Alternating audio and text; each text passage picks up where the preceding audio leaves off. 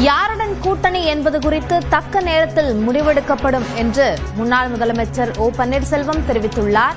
இது தொடர்பான கூடுதல் விவரங்களை நம்முடைய செய்தியாளர் சுபாஷிடம் கேட்கலாம்.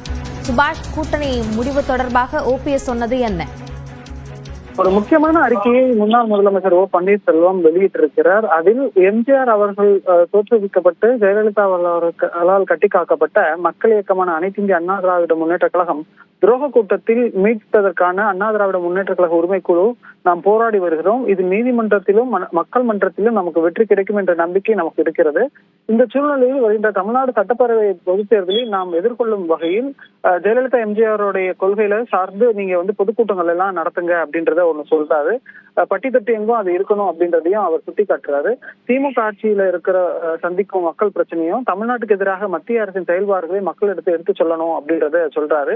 அழிவு பாதையில் அதிமுகவை எடுத்து செல்லக்கூடியதையும் மக்களிடம் நீங்க வெளிச்சம் போட்டு காட்டுங்க.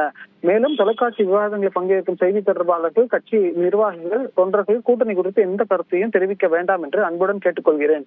இதை மீறி செய்பவர்கள் மீது ஒழுங்கு நடவடிக்கை எடுக்கப்படும் என்று எச்சரித்திருக்கிறார். கூட்டணி குறித்து முடிவு தலைமை கழக நிர்வாகிகள், மாவட்ட கழக செயலாளர்கள் உள்ளிட்ட கருத்தினை கேட்டு கள நிலவரத்தை ஆராய்ந்து அதற்கேற்ப தக்க நேரத்தில் உரிய முடிவு எடுக்கப்படும் சொல்றாரு.